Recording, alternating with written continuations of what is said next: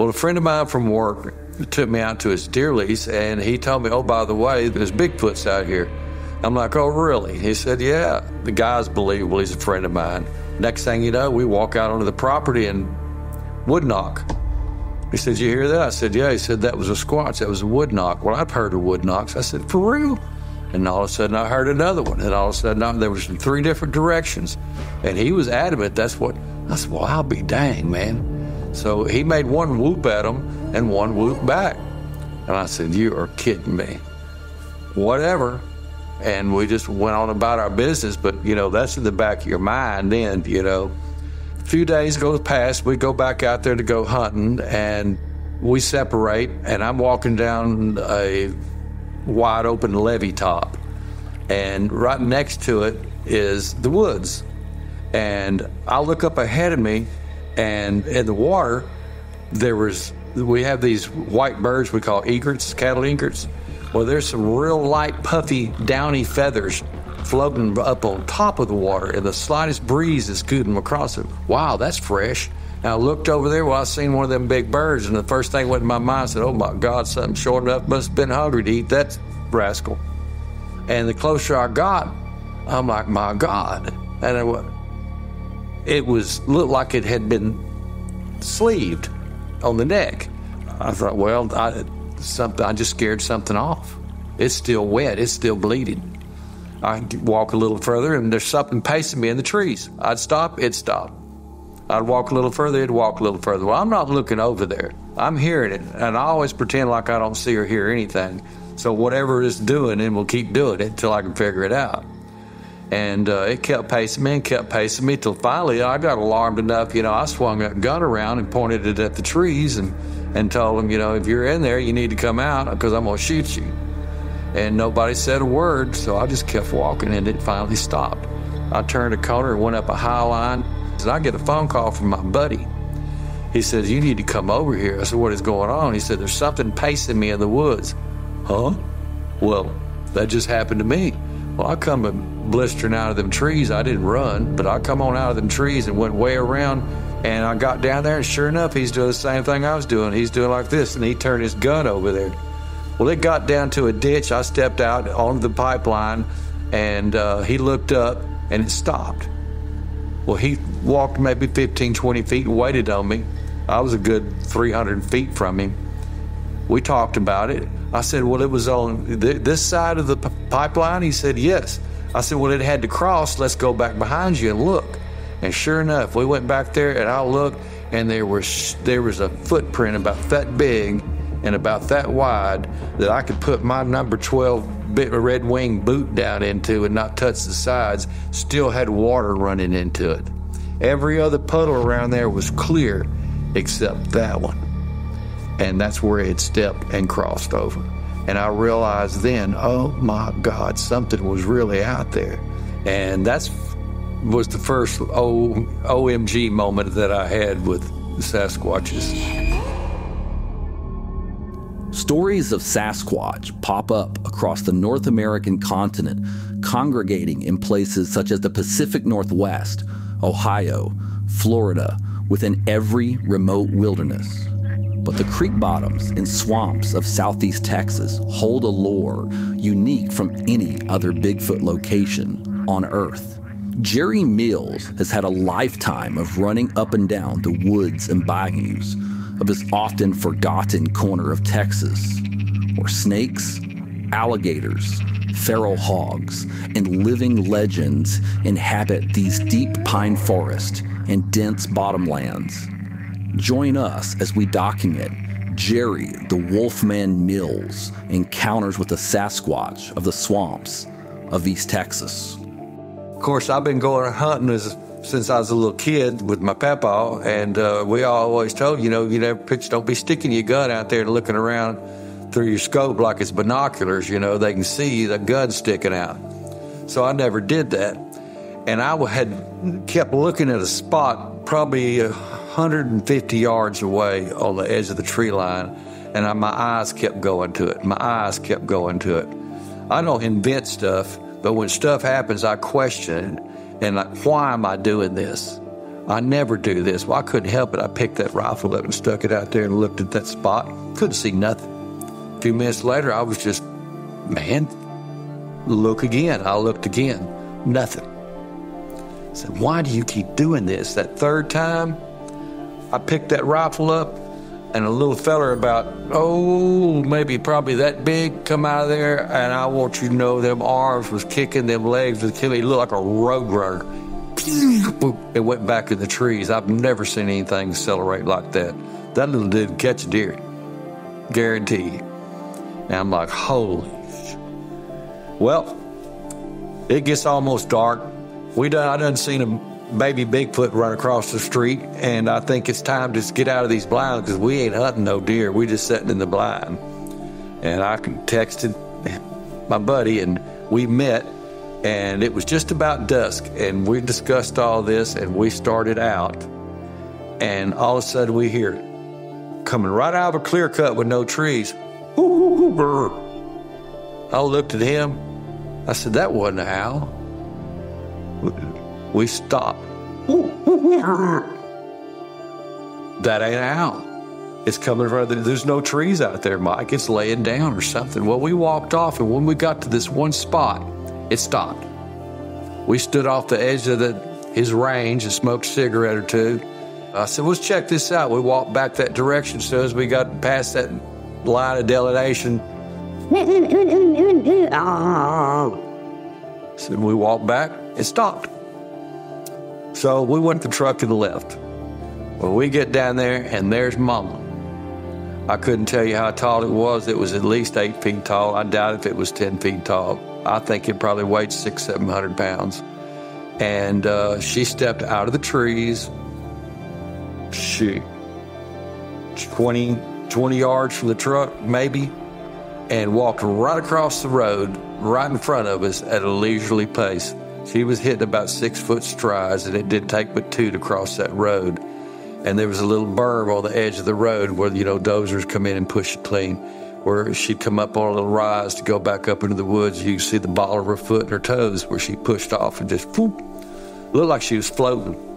She just effortlessly had to have done it on purpose. Few weekends go by, we go back out there again. There was nothing disturbed this time, but on the back window of that truck, where all that dust and dirt comes off them dirt roads and dry in the summertime, it's just like baby powder. There's this big old handprint, and it's about like this, and the thumb comes out like this and turns straight up, except it's big. And you can see where it had touched that glass, because it's a smoke glass, you can't see it. It looks black at night. And you can see the fingerprints where he touched it to see if it was solid. Boom, yep. And he put his hand on it, and you can see where his hand shuffled just a little bit, where he leaned over to look at the back of that truck. That hand moved just a little bit. That was that same animal, I guarantee you. After interviewing Jerry and hearing about his initial encounters with Sasquatch, he wanted to take us out into the thicket to see if we could have an encounter of our own.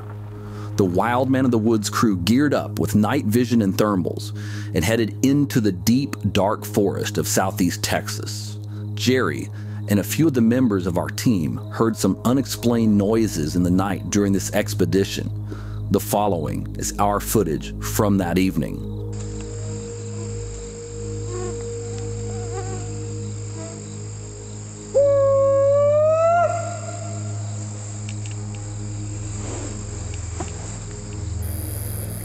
We've gone on some of these long-term adventures, and we go out there and sit and bring us a snack and sit and get there right at dark, a little before dark, and sit there, and 12:30, 1:30 in the morning, all manners of hell would break loose. And then sometimes nothing would happen at all. You can almost feel and tell when they're around. But like I said, they don't stay in one place, they're steadily moving.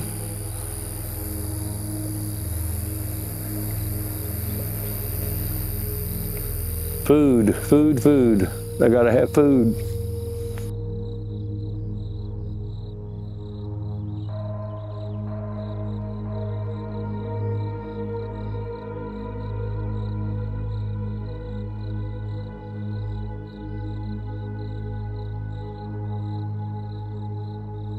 definitely got quiet. Oh yeah, there's something out there. We may never see it, but there's something out there. Cricket stuff, sure. Yeah, only thing making noise is a little old cricket way out here. The woods is quiet. Well, let's go to our crooked tree.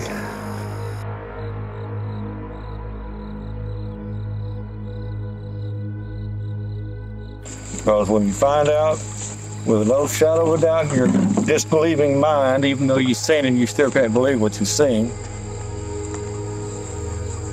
So, it'll change how you think about everything from now on.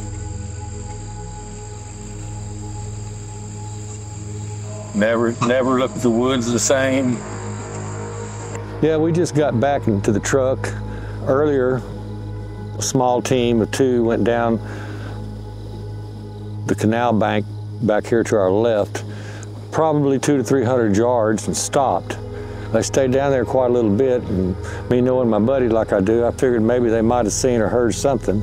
Well, they come rambling back up about 30, 45 minutes later and decided that maybe we ought to go down there and see what we could see, because they did have some sort of contact. A little rough voice, and heard some footsteps in the trees. It's hard to be quiet in them trees, but they're really good at it. So we went down there with our little thermal. We never did find anything on the thermal, but we did run across the spot where all the insects and the bugs and the frogs and everything else, it just went dead silent. So we stopped there, and a little bit later we heard a branch crack. It's still tonight. There's no wind, there's nothing moving. It's just all of a sudden the snap of probably maybe a 1-inch little stick out there.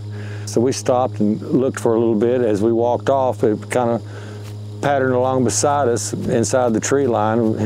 We could hear a couple of steps here and a couple of steps there, but it stopped, and we went up about another 20 feet or so, and all of a sudden the insects come back to life, and we're just presenting ourselves as a curiosity for them.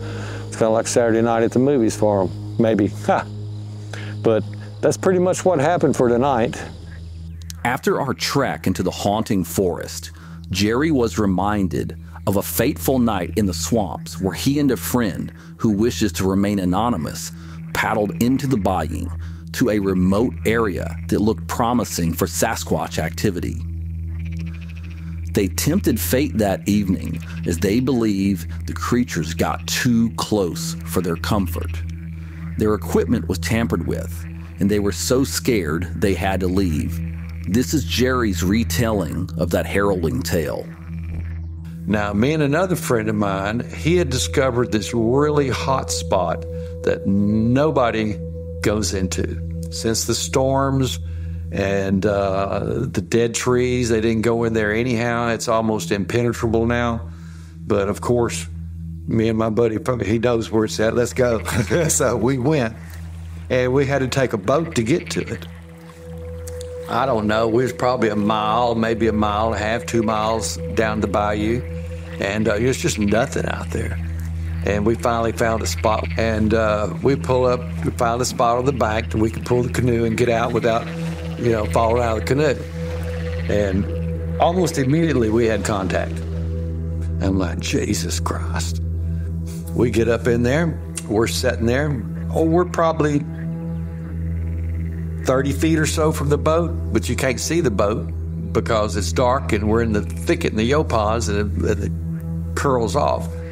And we start seeing stuff. We had a little FLIR camera. It's not the most modern of FLIR cameras, but it was a FLIR camera nonetheless. And we're seeing stuff. And all of a sudden you can hear a hollow aluminum boat. It's just got that sound, my friend said, well, maybe we ought to go to the boat, And it was about enough because they had picked up a big limb and smashed it up against another tree, probably 20 yards from us. And I heard the boat move, and then we're picking them up on FLIR, and they're filling big gaps between trees, and then all of a sudden you look up and the gap's gone, and you look up, there's a gap again, you look up, the gap's gone. We heard 3 of them. They're hardly ever by themselves. If there's one, there's another one, at least another one. And we done realized all this. I told my friend they were way too close, dude. They were like right here. He said, yeah, I think it's time. Yeah, so we we just turned our lights on. We acted like we didn't even hear them. We went down there to that boat was drug out of the water. Our paddles were out of the boat sitting in front of it. And we got in and paddled our little merry selves back to the truck. And it's not like supernatural. These guys aren't supernatural. They're not from Mars. They've been here as long as people have been here, because from the very first time humans come over, people from Europe come over and found the natives. The natives had that in their book for years. They're in cave wall draw paintings, and they're just for real. People don't believe it, and maybe they don't need to. I don't know. They're real. They're there. He always travels the creeks. That famous line from iconic docudrama, The Legend of Boggy Creek, rings true in many Bigfoot reports from the South, including Jerry's. Creek and river bottoms are the most at-risk habitat in the southern United States due to reservoir construction. One reservoir can permanently destroy hundreds of thousands of acres, crucial to eastern wild turkey, white-tailed deer, and many other creatures. Supporting organizations that conserve bottomlands goes a long way in securing southern wildlife's future. And yes, that means Bigfoot too.